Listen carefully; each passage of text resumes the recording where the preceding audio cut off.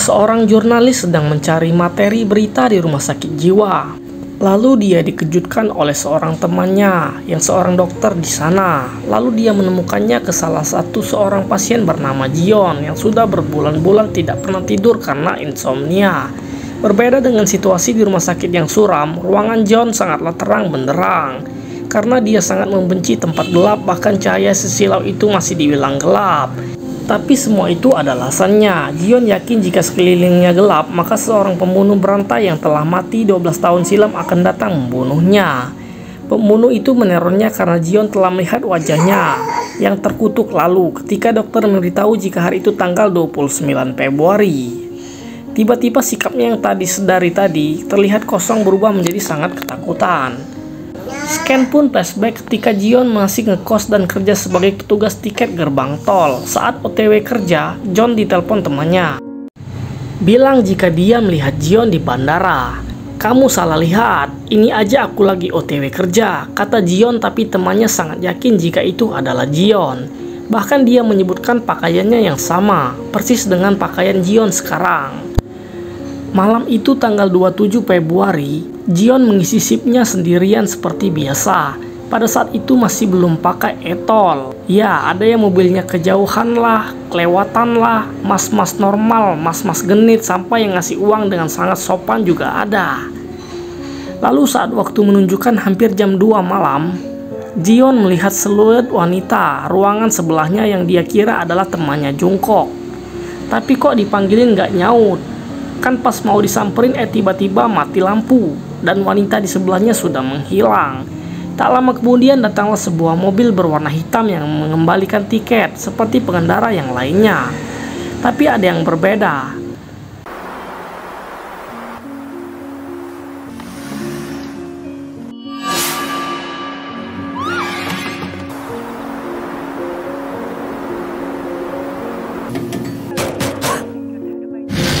Barusan sekarang gantian shift kerjanya Jungkook, dan anehnya Jungkook nggak merasa tadi mati lampu. Begitu pula dengan bosnya, Tuan Kim, yang bahkan dari tadi masih nonton bola. Ketika mereka pulang, Jungkook mengingatkan jika besok adalah hari ulang tahunnya, yaitu tanggal 29 Februari.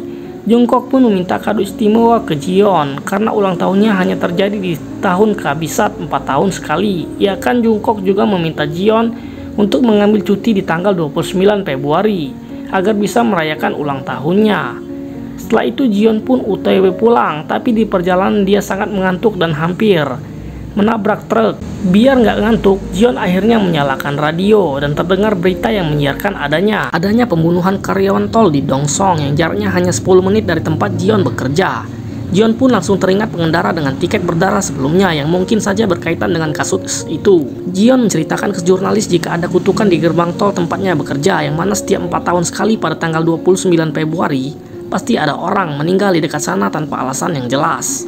Jion mendapatkan cerita dari seseorang jika beberapa tahun lalu di tanggal 29 Februari sebuah bis penjara meledak di dekat tolnya. Semua penjahat berhasil melarikan diri kecuali seorang wanita pembunuh berantai. Tapi anehnya, polisi tidak menemukan mayatnya di dalam bis dan menganggap wanita tersebut hilang begitu saja. Sejak saat itu, Jion percaya jika wanita pembunuh berantai tersebut masih berkeliaran dan mencari korban setiap 4 tahun sekali.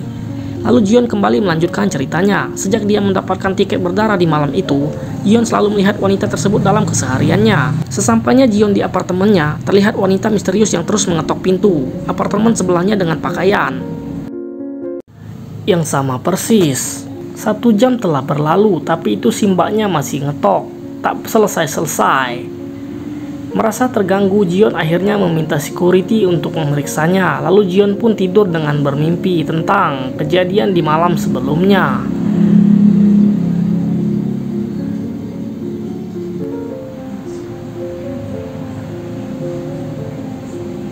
Jion pun langsung terbangun kaget dan terdengar suara ketukan di pintunya. Dibuka masih aman, ternyata mereka adalah 2 orang sintekstur bernama Park dan Choi yang ingin meminta keterangan tentang pembunuhan di gerbong tol. Mereka sudah mendapatkan informasi jika Jion yang menerima tiket berdarah itu. Tapi Jion tidak bisa melihat wajah dan plat nomornya karena saat itu mati lampu. Yang dia ingat hanyalah warna mobilnya saja, yaitu hitam. Jion juga tidak melapor ke polisi karena dia sering menerima tiket tol yang kondisinya beraneka ragam. Mereka pun mengatakan jika waktu tiket berdarah tersebut diambil, didongsong sesuai dengan waktu pembunuhan, dan meminta Jion berhati-hati karena kasus seperti ini biasanya pelakunya adalah seorang pembunuh berantai. Lalu Jion pun diberitahu bagaimana kronologis pembunuhan itu. Pertama-tama pelaku menekan tombol memanggil karyawan. Lalu setelah korban datang, pelaku pun langsung menikamnya dengan sangat keji. Seperti biasa, Jion berangkat kerja shift malam dan dia tetap menyalakan lampu apartemennya semenjak kejadian itu. Tapi dari kejauhan terlihat lampu apartemennya yang padam dengan sendirinya. Di perjalanan, Jion ditelepon oleh temannya dan lagi-lagi mengatakan jika dia melihat Jion dengan pakaian yang sama, persis seperti yang dipakainya sekarang.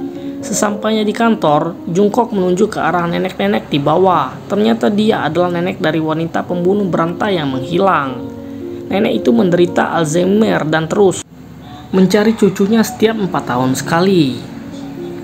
Waktu menunjukkan jam 11:04, dan seperti biasa Jion masih sip kerja sendirian. Lalu terlihat nenek tadi datang menaruh bunga di ujung gerbang. Tapi tiba-tiba listrik pun kembali padam dan mobil hitam kembali mendatangi Jion.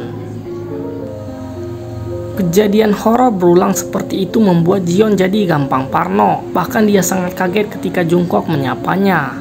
Jion pun kembali bertanya tentang kutukan 29 Februari karena dia melihat arwah wanita itu semalam dan mungkin aja akan mengincar mereka berdua besok hari.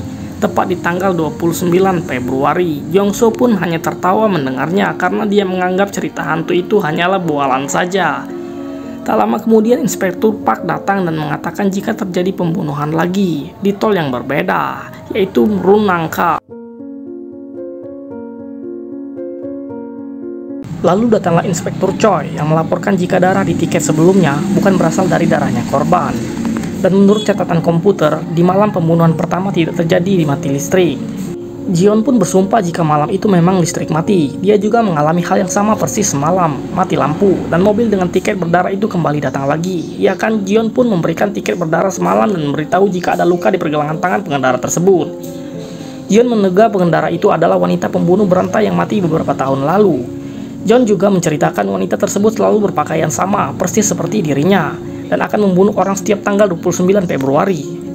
Inspektur Park pun meminta Choi memeriksa darah di tiket yang kedua, dan meminta bantuan Jion mencari tahu lebih dalam tentang wanita itu. Sesampainya di parkiran apartemennya, Jion yang semakin parno dengan kegelapan, menghentikan mobilnya karena takut masuk ke dalam basement. Tapi karena diklakson mobil belakangnya, ya sudahlah, mau nggak mau masuk ke dalam basement. Lampu di basement pun mulai berkedip, dan dia langsung berlari ke arah lift. Tapi ketika Jion naik ke lift, naik ke lantai apartemennya. Setelah melihat tak ada siapa-siapa di dekat apartemennya, Jion pun segera masuk ke dalam. Terlihat Jion yang mondar-mandir dengan sangat gelisah. Sampai akhirnya dia berhasil tidur, tapi Jion kembali bermimpi buruk.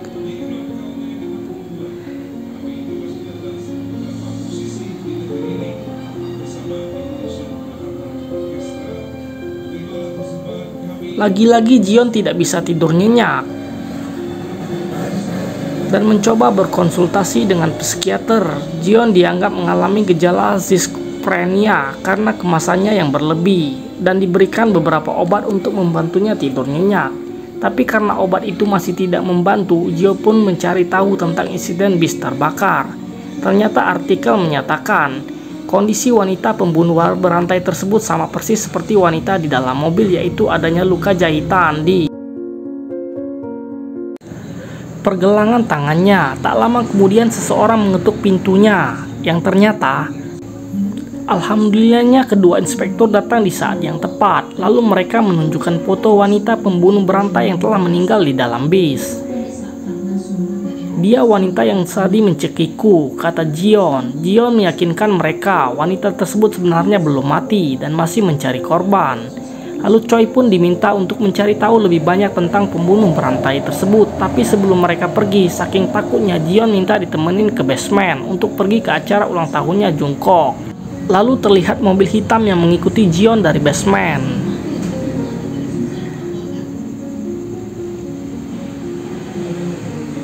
Jion pun sampai di mall duluan dan menelpon Jungkook. Ternyata Jungkook lupa ngabarin kalau hari itu dia tetap masuk karena menggantikan temannya yang lagi sakit. Mendengar itu, Jion pun sangat panik dan menyuruhnya untuk segera pergi karena tanggal malam itu adalah tanggal 29 Februari. Hyun Jiun masih saja percaya rumor kayak begitu. Tak pakai lama, Jion pun langsung pergi ke sana untuk menyelamatkan temannya. Saking takutnya, Jion menyalakan semua lampu di mobilnya sepanjang perjalanan. Karena dirasa bunyi kerincing-kerincingnya mengganggu, Jion pun membuang gantungan salibnya keluar jendela. Jion yang sudah 3 hari tak bisa tidur nyenyak mulai teler dan hampir menabrak mobil lain. Lalu tiba-tiba ditengok di belakang sudah hilang. Sesampainya di tol, ternyata di sana mati listrik lagi karena Jong-suk ditelepon. Tak ngangkat-ngangkat, Jion pun mencoba mendatanginya dan menemukan tiket dengan darah yang masih segar di jalanan. Lalu ketika Jion mengecek biliknya, Jong-suk ternyata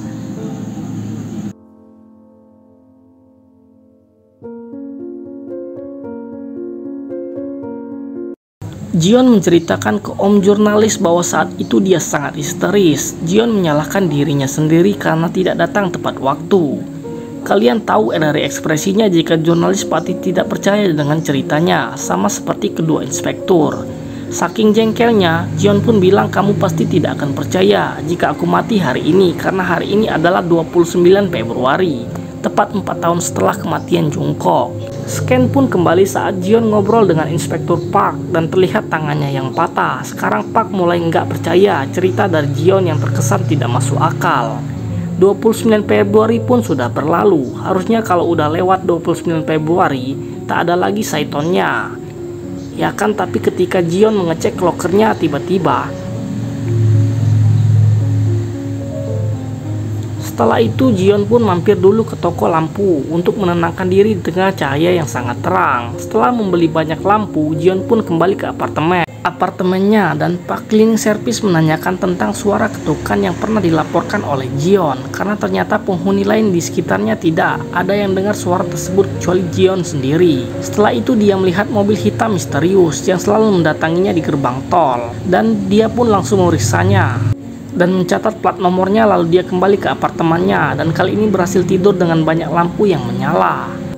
Tiba-tiba semua lampu padam dengan sendirinya dan yang terjadi, Jion pun terbangun kaget dan cepat-cepat menyalakan seluruh lampu di apartemennya. Tak lama kemudian Inspektur Park dan Choi datang karena melihat lampu apartemennya Jion nyala mati. Atas perintah dari kepolisian, mereka berdua diminta menjaga Jion seharian penuh. Sebelum mereka pergi, Jion pun memberikan plat nomor mobil yang sudah dicatatnya. Setelah dicari tahu, ternyata mobil tersebut dilaporkan telah dicuri. Dan Park ingin polisi mencari keberadaan mobil itu. Jion pun sampai di tempat kerjanya dengan terus ditemani 2 inspektur, tapi saat di ruang loker tiba-tiba Choi salah saklar. Tapi tetap saja Jion yakin barusan ada yang lewat di belakangnya. Malam itu Jion bekerja sendirian sambil terus dipantau Choi yang ada di dalam mobil dan Perak yang ada di ruang petugas tol sebelahnya. Mereka menggunakan hati agar dapat berkomunikasi dengan lancar. Choi bilang jika dia merasa ada yang janggal dengan kasus ini karena tidak ada tanda-tanda perlawanan dari semua korbannya yang bisa jadi korban kenal dengan pembunuhnya. Seperti biasa, malam itu terasa sangat sepi. Sampai akhirnya Choi pun melihat mobil hitam ada di sana, tapi anehnya hanya berhenti di tengah jalan dengan lampu yang tetap menyala. Di satu sisi, Park mendatangi Jion untuk menenangkannya. Lalu ketika Choi sampai di mobil tersebut, dia meminta ke pengendara untuk membuka pintu. Tapi apa yang terjadi? Komunikasi Choi pun terputus. Lalu Park pergi memeriksa mobil itu dan meminta Jion untuk tetap diam di biliknya. Di dekat mobil, Park melihat hati Choi yang sudah tergeletak dengan berlumuran darah. Tiba-tiba lampu jauh menyala dan menyilaukannya sampai akhir. Listrik pun menyala kembali dan tidak terlihat siapapun di luar sana. Jion yang sangat ketakutan langsung kabur ke basement, tapi dia melihat sesuatu yang sangat mengerikan.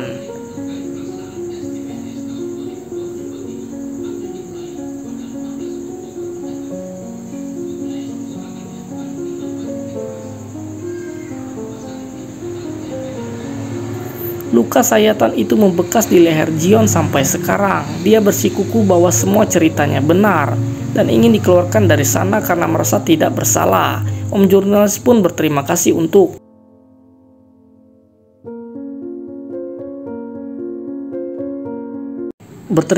untuk semua ceritanya dan pamit pulang.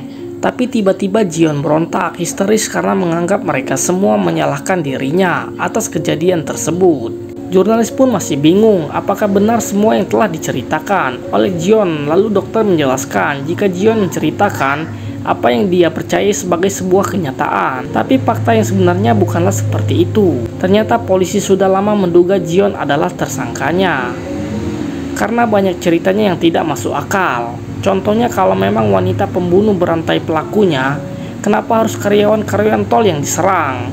Dan kenapa dia harus memakai pakaian yang sama persis dengan Jion? Ditambah lagi darah korban di tiket sebenarnya telah bercampur dengan darah orang lain. Yang paling parahnya, kedua inspektur melihat Jion mencekik dirinya sendiri, bukan dicekik oleh orang lain. Disitulah mereka merasa bahwa Jion sedang berhalusinasi. Dan terjawab sudah kenapa lengannya patah karena masih belum cukup bukti. Mereka pun terus membuntuti Jion. Ingat ketika Jion membuang gantungan salibnya, itu bukan tanpa alasan, tapi karena dia sengaja mencelakai mobil inspektur. Mobil hitam juga sebenarnya tidak dicuri, dan yang punya juga orang biasa-biasa saja. Sengaja mengatakan mobilnya telah dicuri agar Jion tidak berpikir kemana-mana dan ingin membuktikan bahwa Jion memanglah pelakunya. Lalu di malam terakhir, semua yang kita lihat sebelumnya hanyalah halusinasi Jion saja, karena Jion sendirilah yang mematikan listrik, lalu menikam Park, dan terakhir Choi yang baru sadar listrik mati gara-gara asik nyebat dibunuh di dalam mobilnya. Jadi tak ada yang namanya mobil hitam. Jurnalis masih bingung dengan penjelasan dari dokter. Lalu kenapa Jion menghubung-hubungkannya dengan kasus hilangnya wanita pembunuh berantai? Dokter pun menjelaskan jika kasus tersebut memang benar-benar terjadi. Tapi dari awal Jion sudah mengetahui wajah pembunuh tersebut ketika si nenek membagikan. Si nenek membagikan brosur cucunya yang hilang di mobilnya. Jion sejak saat itulah Jion yang memiliki gangguan mental, menyambungkan pembunuhan dan wanita yang hilang di dalam pikirannya. Usut punya usut, ternyata Jion punya trauma di masa kecilnya. Ketika dia berumur 5 tahun, Jion pernah terjebak di dalam selokan selama 3 hari. Trauma itulah yang kembali menghantuinya ketika Jion mengalami pemadaman listrik di gerbang tol. Jadi sebenarnya di malam pertama listrik memang mati, tapi hanya di biliknya John saja, karena kerusakan di mesinnya. Dokter pun mengatakan jika dia sengaja membohongi Jion bahwa hari itu adalah tanggal 29 Februari. Agar Jion mau menceritakan kejadiannya. Sebelum pergi, dokter mengingatkan agar jurnalis berhati-hati di tanggal 29 Februari berikutnya karena Jion sudah mengancamnya.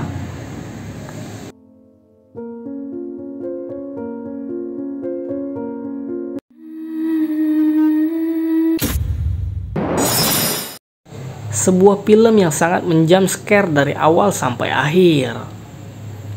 Apakah Jion berhasil kabur di akhir film? Ternyata itu cuma halusinasinya Jion saja. Memang si Jion memiliki kelainan mental plus ada trauma. Tapi ya masa tiba-tiba dia bunuh-bunuhi orang dengan sangat mudah? Gimana ceritanya menurut kalian? Bagus atau tidak? Semoga film ini memberikan hiburan yang menarik bagi kalian. Sampai di sini. Nantikan review film-film selanjutnya di Cenggo Film. Jangan lupa untuk like, komen, dan subscribe. Bye-bye.